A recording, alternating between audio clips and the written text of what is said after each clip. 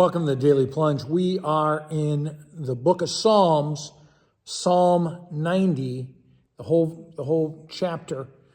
This is a really profound psalm, one that oftentimes is misinterpreted.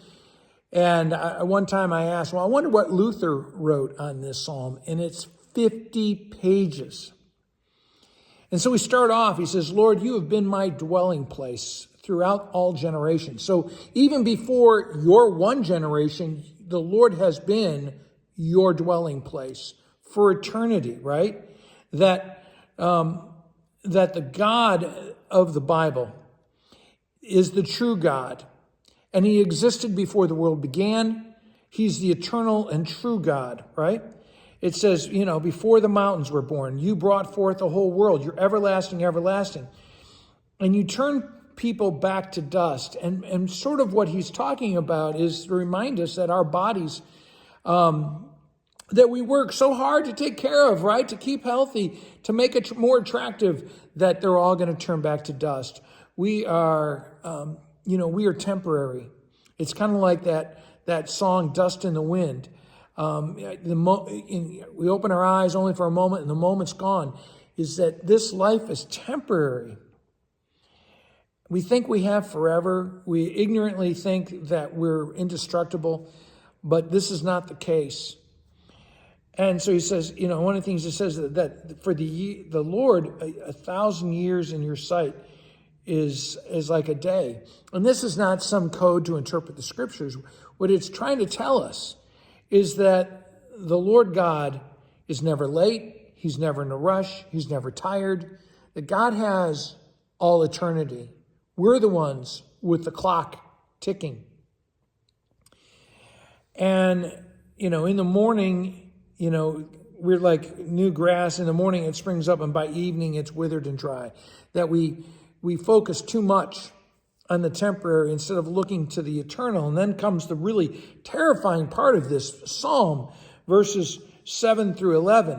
And it's like, we are consumed by the Lord's anger, that God's hand of wrath for our sinfulness and rebellion is upon us, that, God, our iniquities are set before God, that the things we think we keep in secret are in the light of his presence. Think about if you had to expose all your shortcomings in the very presence and the eyes of God, how embarrassing that would be, right? Shameful. And so all our days pass under his wrath. And what is our response to his wrath? Are we just moaning and groaning? And that's the thing. All of humanity is rebelling against God's righteous judgment, which comes to us in his wrath. And so then we get to verse 12. Teach us to number our days. This is not a verse about time management. This is so that we would recognize that the things that we number shouldn't be how many cars we have, how much money we have, or whatever else. That the thing that we have no control over is time, and it's passing away. And so that we would recognize that our days are limited, and to make really the most of them.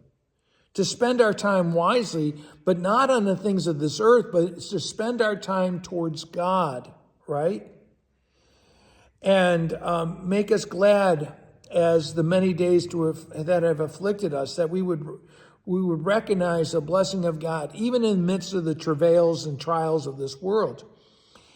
And that to receive the blessing of God's gospel, that his deeds would be shown to your servants, that the splendor of God would be shown to your children, that we would awaken to the gospel, the eternal gospel, so that the favor of the Lord would rest upon us. There's a lot in Psalm 90. Really pray over it, my friends. Thanks for joining me. Like, share, subscribe. Have a blessed day.